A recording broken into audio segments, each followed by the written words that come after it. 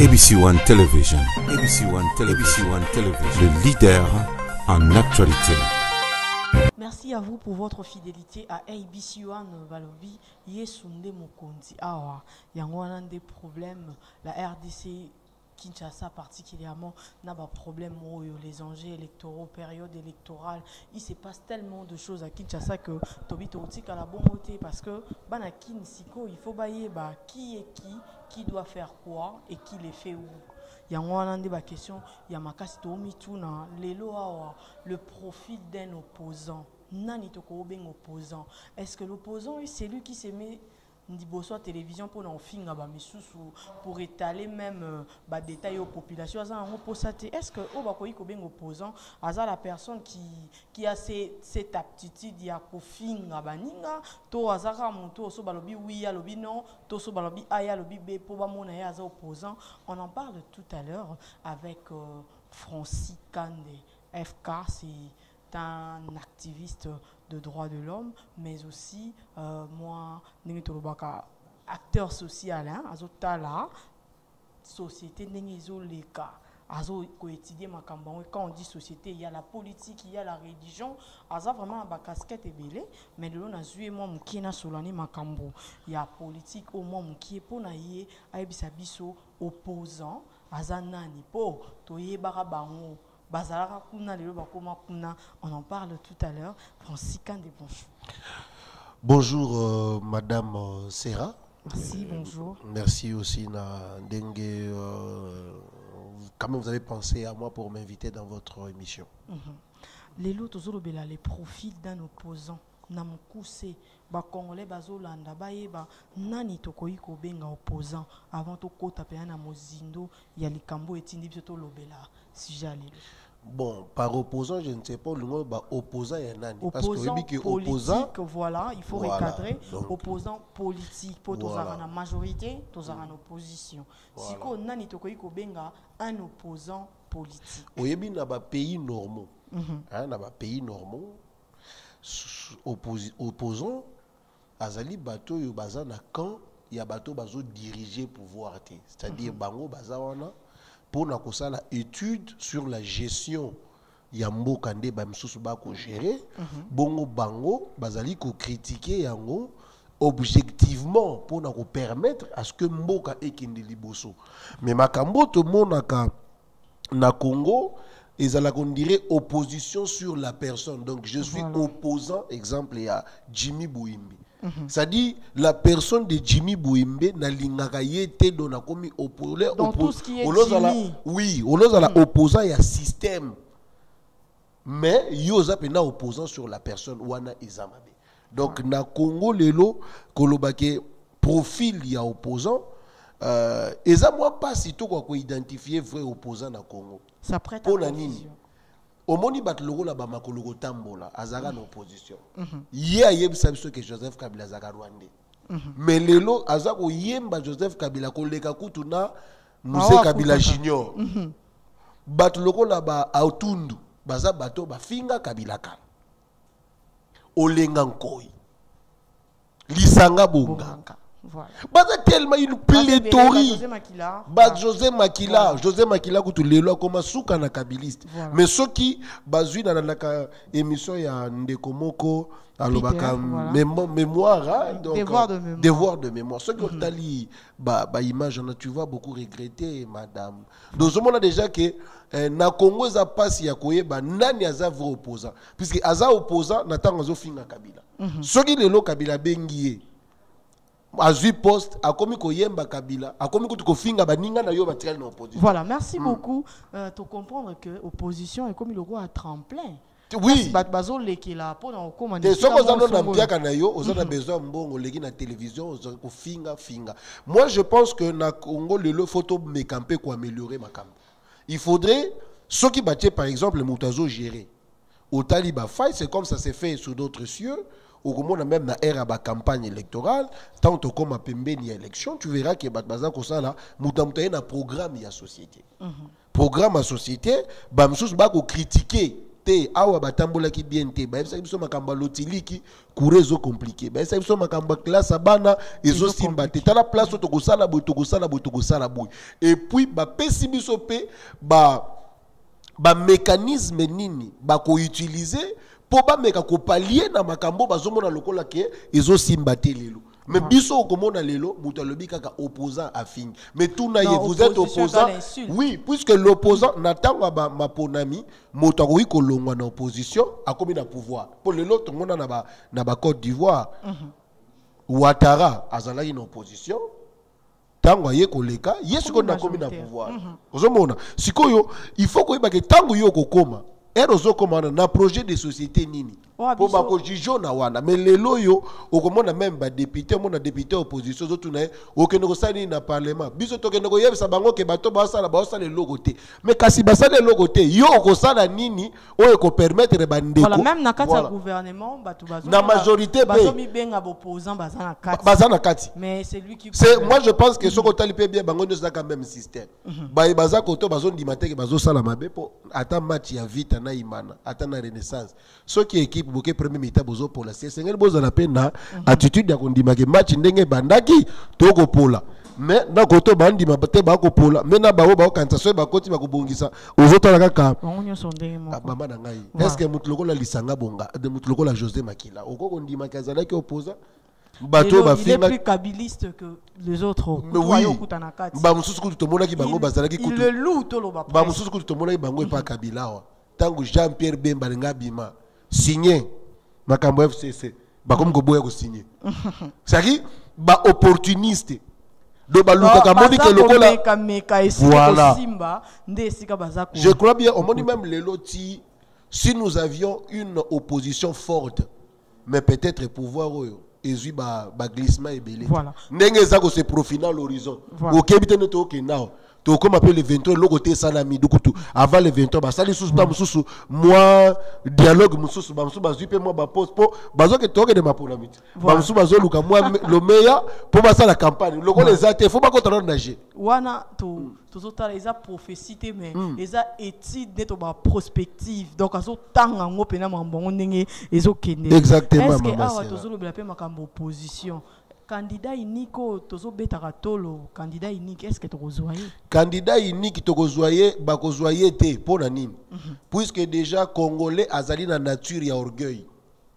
IDPS ko kanisa ke Félix lokola ba yambaki ye lokola zandengo na kanisa kali populaire akobunda ye moko kolonga zona na ngai okoyiko cha voilà okoyiko cha elika na Vital Kamerhe me ba nyonso ba yebi ke Vital Kamerhe akendaka na ye bien ere komaka na moment moko a changer kana ya zabi changer donc nenga zawala kokochele mutema te akoyiko changer pe à la veille a changer donc c'est un caméléon pour ya kosakana te ya kosakana te couleur si jusque la position pe ezo yebana pété donc il faudrait ngala ko conseiller na opposition yesengeli bazala pe quand même na bazala quand même pe na bolingo c'est-à-dire baye ba iloko bazolandela ozolanda pour na kati élection awa ndenge ezokendele ozomona déjà que ceux qui opposition eza uni même na 2011 ceux qui bazalaka ini mais baganya kati ndeko Kabila bimaki na combien de voix soko sangisi ba voix ya Kamerhe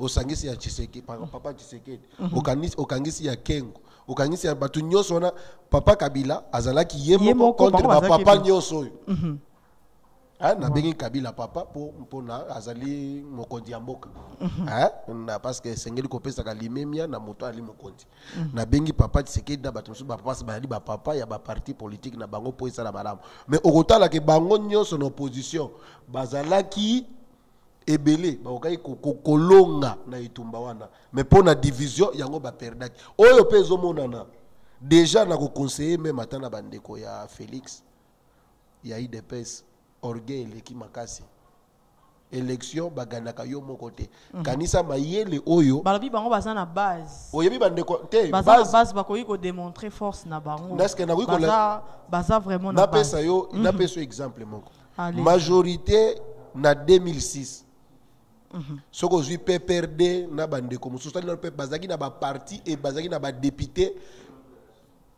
nationaux ebele mais tango ekomi na deuxième tour Kabila esengeli a wela ebonga na Jean-Pierre Bemba okomona Kabila zokende koyoka na Gizenga mais soko tali bien Gizenga zalaki na ba député nationaux mingi te mais batala ki poids parce que omoni na Congo ba votaka na mboka na biso RDC ba votaka mutu na appartenance ethnique une appartenance sanguine, c'est-à-dire loko la sera ali Mukongo français aza Muluba Irene Ndombele akopona sera ponde kuna ye Mukongo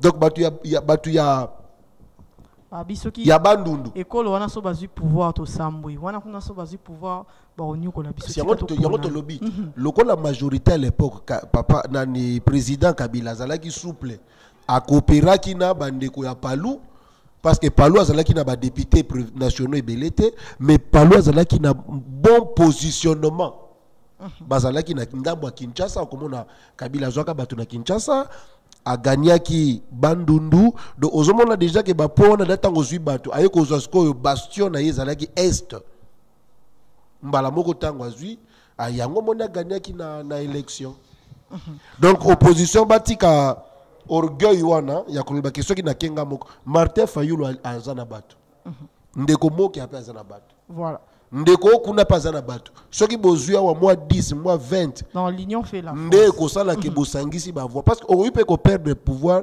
na mutu moko une voix compte hein nyonso eza ko compter bandeko ya opposition to éviter so il faut to benga bango bongo pour ndenge toza ko comprendre on dirait il y a des gens oyoka teke na awa nanu bato baloba fimbu na parler matilelo atikala ko beta ta mutu moko te ezongela to éviter so ezongela nani fimbu wana ba beta mutu te pa bomba te abo il faut que tout na pende ko wana wapi fimbu ba vandi balie et comme isko na mwa suka nde kadisa na ba opposa lelo bato to benga ba opposa lelo Boliena na Kabila depuis 2001.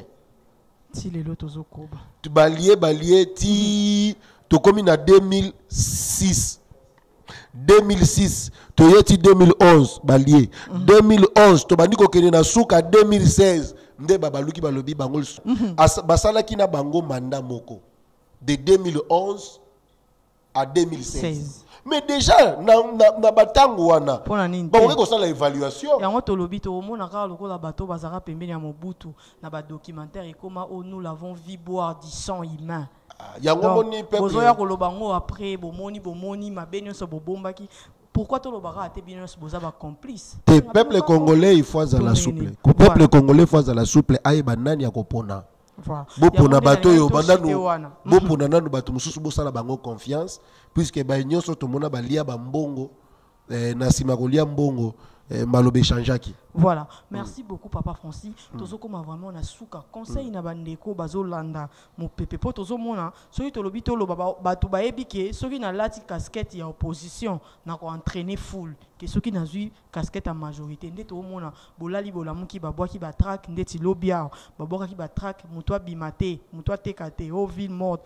mukie au marche au boy wana c'est ça opposition dazo luka démontrer force na ye alors mona ba congolais nyonso o bazo pesa ya bango mutema na landi ndeko moko kana na ba réseaux sociaux alobi na maudit jour o na votaka ndeko Basile Olongo parce que na mona kaye un opposant mais lelo akomi moto mususu siko na bandeko bazwi foi na bango batie na bandeko bami bengi ba opposant po bango nde bami bengi ba mutuelle la santé on ekenda foko tuna nyako to koloba wa mutu lokola ndeko Basile bandeko ganga mingi Tshisekedi Tomalanda lelo akenda akomi vice ministre alongwa akoma vice ministre intérieur yeko tutakomi ko bisa batu soko bimi na balabala na kolanda est-ce que wana za opposant mais tango abandaki yango na 2011 bat bamonaki ki kopoza yeyo lelo akomi koyemba ataku tata Shadari yango oyebi ke olongo a travailler na Shadari alobi ata ba ange ba ye ba imemba voter te ba ange ba voter et Ramazani Shadari wana lobi yango na télévision wana kolanda wana ezali o balbaka elengeye azolanda pene sika mai lokola azalaki vice na ye azoyeba ke soki lelo ye azwi ako chaya ata quelque part lukuta na bango yambalo bako kende bango nyonso voilà un mona ba congolais bazolanda mupepe ya bato baza komi benga ba opposa te ba congolais bazala souple eza na génération oya ba baza koya nanu bakoti na babiloko wana te. Il faut faire confiance na société civile ya solo. Il faut ça la confiance na batoyo Hollandi cursus osali il faut que la cursus société civile on peut so bangi ça pour babati lukwe bopé te yango na lobby mais Hollandi ba misusu pe ba pesa ki te ayaki kokota ba utaka peka soko tunina il faut que tuna na deuxième république asalaka ta na poste moko boité asalaka mutu songolo boité tango tozoloba wizanini bayebi ke exemple Francis Kande azali candidat. Nazo expliquer. Bokota la cursus ya Francis Kande. Francis Kande azanani. Aza elenge oyo atangaki na Congo, abotama na Congo. Amataki na université ya Kinshasa, asisaki kuna na faculté ya droit. Francis Kande azana naza moto asalaka ba émission émission na ba chaîne moi ebele. Francis Kandazana ni azali Moussali Nanzambe français. Donc aux autres là bisika nyonso leka est-ce qu'il y a eu de fraude? Ndenge mindele balandela si na collège. Oh azaki turbulent na collège. Eza lelo te bazozwa mutu o atanga ki par correspondance na yebite koma wapi. Okomona gouverneur aza côté Songolo. Oyeko stuka gouverneur asisa na Inikini. Mutatangi na kata université na nyonso distingué. Botika la komona yeno auditoire te. Siko zolo asisi classe. Voilà. Lelo ataba ko loba. Eza na bato to tango to zayi kotanga na Inikini to mona ka pe bango lokola ba général Kanyama. Na kokota na vie privée te eza makamuna ye, mais na yebi ke tango to tanga ki na campus abandaki pe kozana na auditoire Songolo. Ozona na yena bato to tanga ki na bango to sisa ki na bango classe. Mais ça n'a pas tout ce moni le loba zolo bake asisa ki na ne Songolo mituni asisa ki na abade ko vanda place nini no auditoire botika le ko mona yete bon ba étudiant de la diaspora. Donc je crois que na moment oyo peuple congolais fongola miso ba opposant mingi bozomona watango ba ke na dialogue bazu su mbongo na bango ba bazu su ba mikolo lokola balobaki na moment oyo tozoke neti le 23 total a ti levé le 23. Ozolandanga mama sera. Donc oh non babwaka ki ba papier babwaka ba kasa te. Biso nyonso lokola na ngambo kuna bango balobi cap vers les élections. To ke ni total soki peso ki to komi na ndimie te bako pola penza. Voilà. Bako gagner te. Voilà, merci beaucoup. Tozozela le 23 ba. Et si babwaki ba kolite na bango na opposition hein. Voilà, o ba panzaka. Babwaki ba kolite na bango na opposition. Ndekola ndeko oyo boyebi a changeaka mingi. Ye kutu bochola mutema te ai caméléon. Voilà. Merci beaucoup. Bana Congo balobi vigilance. Faut que la makambo avec un œil vigilant.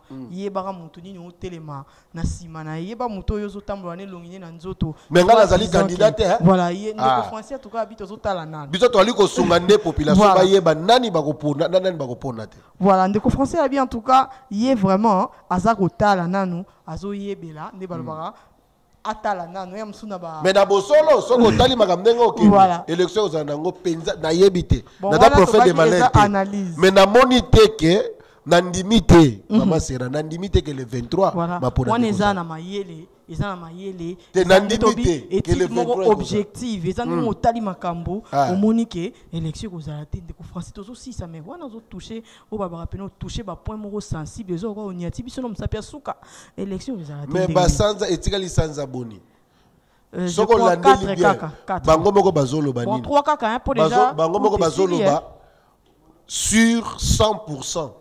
Il y a financement gouvernement financé bango mingi te bango moko ba ko reconnaître ba ne kwa seni so ba ko sala ngo par bâton magique non biso tozali ko kanisa tozali ko zwa makomi ba tie to meki ko analyser ngo et puis to meki ko sala lecture tozali ko mona ke eli moi pasi ezali moi pasi et ça la masikoy.